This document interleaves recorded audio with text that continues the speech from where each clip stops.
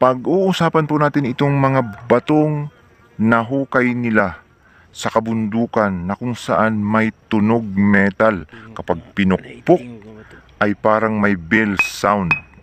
Posible kayang ito ay pumasok sa tinatawag na precious stone, uncut precious stone, uncut semi-precious stone? Kaya atin po itong pag-uusapan.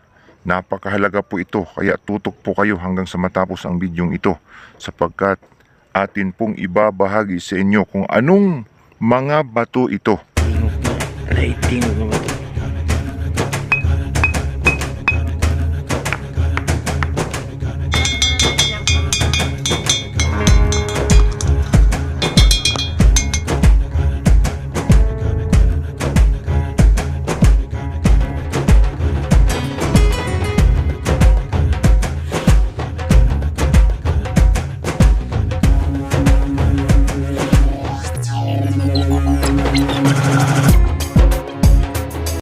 Gandang araw po sa kanilang lahat, mayong adlaw sa inyong tanan diha sa Kabisayaan ug Kamindanawan. May na adlaw gid sa inyong tanan dira sa Bacolod kag Iloilo sa aton mga kauturan na mga Ilonggo. Naimbag na aldaw kada kayo amin mga kakabsat tayo na mga Ilocano. Assalamualaikum warahmatullahi ta'ala wa barakatuh. Luzon, Visayas, Mindanao hanggang Sabah. Tayo na naman po ay magbabalik sa isa na naman pong napakagandang topic natin pong pag-uusapan ngayon. Tungkol po ito sa mga nahukay na mga bato na posibleng kayamanan na ito na hindi alam po ng ating mga kababayan. Atin pong pag-uusapan itong mga batong ito na tunog metal kapag pinukpok. Anong klase kayang bato ito, no? Mga ka-treasure hunter, ito po ang atin ngayong ibabahagi sa inyo. At sa lahat po ng hindi pa nakapag-subscribe, bago tayo mag-umpisa, mag-subscribe po muna kayo, no? Para po umasenso, umunlad po ang ekonomiya ng Pilipinas, no? At paki-follow na rin po ang ating Facebook page, no? Yusop Yamato. So tayo na naman po ay diretso sa atin pong pag-uusapan ngayong topic tungkol po dito sa mga nahukay, no? Na mga bato na kapag pinukpok ay magkakaroon ng bell sound, tinatawag na ding ding sound, no, cleansing sound, na tunog po na matining. Kapag binatingting ay parang sobrang matining ang tunog na nagki-create ito ng bell sound. Ano kaya ito, no? So atin po itong pag-uusapan ngayon, isa-isahin natin kung ano itong mga patong ito. So ang mga Japanese Imperial Army, no, sa Southeast Asia ay nakalut ng mga minahan, no? Mga minahan, ibig sabihin mayroon po silang natangay na mga uncut precious stone, no? Uncut semi-precious stone na nadala nila dito sa bansang Pilipinas, no? At mukhang bato ito. Hindi po ito makinang. Mukhang bato ang labas nito kasi hindi pa naputol.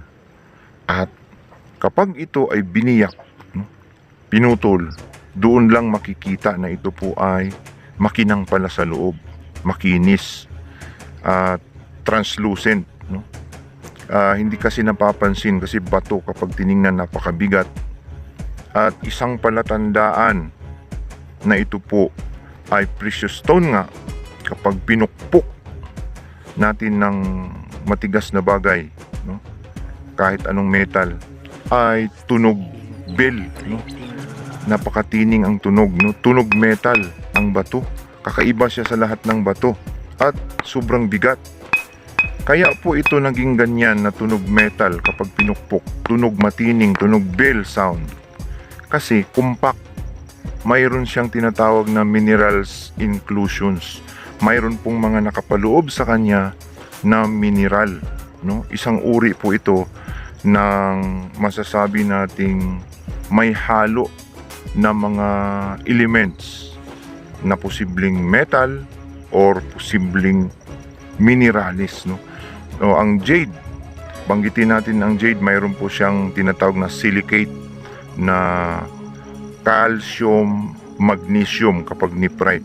Kaya pag binatingting mo ay tunog, magsa-sound po siya ng matigas, no? Compact, sobrang tigas na parang metal.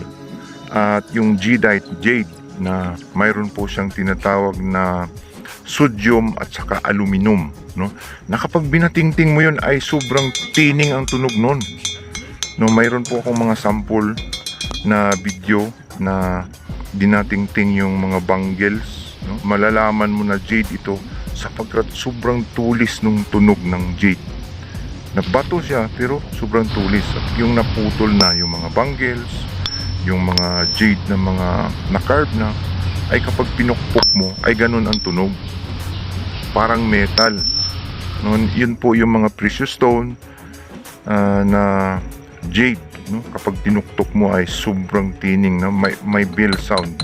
Ganun din ang tunog sa nakuha ng ating pong mga ka-treasure hunter, na kapag pinukpok mo ay nagki-create ng sound, bell sound, o matining, matulis ang tunog, nakakaiba sa lahat ng bato. Kaya ka magtataka kasi pag pinukpok mo, bakit ganito to? Ang daming bato. Hindi naman ganun ang tunog. So, mayroong nagsasabi naman marami sa kuweba yan, marami. Doon kasi matatagpuan sa kuweba ang tinatawag na mga gemstones. Kaya yung mga miners sa China, no, sa mga diyan sa Thailand, pumapasok sila dun sa mga caves kasi nandoon po yung mga gemstones, maraming gemstones, no. Ang iba naguhukay, no, sa mga gilid ng beach o sa mga dagat. Nandoon kasi naka-preserves yung mga agate, no, yung mga quartz na matitigas din ang mga batong ito. Pero hindi ito nag-create ng kaparehas noon ng tunog, no? Yung mga pinupukpok nagkakaroon ng clenching sounds ng mga matutulis, bell sounds, ay kahanay po ng mga jade, mga jade, no? Yung tinatawag na sodium, aluminum o jade special na bato, no? At kapag pinaslightan mo yan, no? Kapag biniyak mo, tinipingan mo o binarinahan mo, kapag makintab ang loob, ay papasok na ito sa tinatawag na precious stone, no? Makintab, makinang ang loob, no? Tapos pag binatingting mo, sobrang tining, ganun ang tunog. At kapag hindi naman makinang sa loob tapos ganun ang tunog, posibleng may mineral ito o metal elements na halo, marami. So, sulit, kaparehas ng mga iron ore, no? Yung mga bakal na nahalo sa mga bato, at sobrang dami ang content niya, no? Wala nang content masyadong mga ibang mga clay, puro na lang metals ang nahalo doon, halo sa bato. Kaya pag pinukpok mo parang bell sound. So posibleng ganun, no? At mayroon ding mga ibang metal elements kagaya ng mga chromium, no? Yung mga vanadium, yung mga kung ano-ano pang mga metal elements na pwedeng nabuo sa bato, no, na maraming content, at kapag pinukpok mo, magki-create ito ng bell sound o matining na tunog. Kasi matigas na uri yung metal na nakahalo doon sa bato. Pwedeng platinum ore, no? Kasi ang platinum ore matigas din yan. Yung mga iba't ibang klaseng metal elements na matitigas, na posibleng mga precious metals pa ang nakahalo dun sa bato. So ang isang sagot lang yan ay i-check ng flashlight, no? Kapag ang tunog ganun, i-check mo ng flashlight, barinahan mo, tapos kapag masilip mo yung loob, makintab, tapos transparent, yan ay uncut precious stone, or uncut semi-precious stone. Pero pag binarinahan mo ay ganun pa rin yung loob, no? Pangit, tapos ganun parang bato pa rin, posibleng metal elements, no? Iron ore, mga content na bakal na nahalo sa bato na sulit. Maraming content yung bakal sa loob ng bato. So yun po yung sagot natin dyan. posibleng precious stone kapag ito ay makinis, makintab sa loob, parang kristal, no? Kapag kasi binuksan yung mga batong yan sa China o sa Thailand, sa Myanmar, ay hinihiwa yan, doon lang makikita yung itsura ng bato sa loob. Kahit sa mga ibang gemologists, no, sa mga laboratories, ay hinihiwa yan para makikita yung content, ano talaga ang nasa loob. Precious stone ba ito o hindi precious stone? Pero isang clue na yan, yung pag binatingting mo na sobrang tining magkakreate ng bell sound, ay isang clue ng isa pong precious stone na jade, jadeite jade pa. Yun, kapag ka tumama sa Burmese galing Myanmar o Burmese jadeite jade, ang batong inyong nakuha ay tsak milyonaryo kayo sapagkat mas mahal ito ng ilang beses sa ginto. Ito pong mga ganitong klasing mga batong, mga tunog metal kapag pinupok. So yun po, malinaw po mga ka-treasure hunter, no? No, saan ipa-check?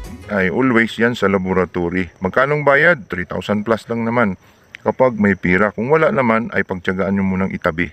Kasi mas importante yung bigas kaysa sa mga batong yan. So yan lang po, no? Sana po ay nalinawan, sana po ay malinaw ang atin pong pagpapaliwanag sa inyo tungkol po dyan sa mga batong tunog metal kapag atin pong pinukpok. Tingog nga. Alay, tingog nga ba to?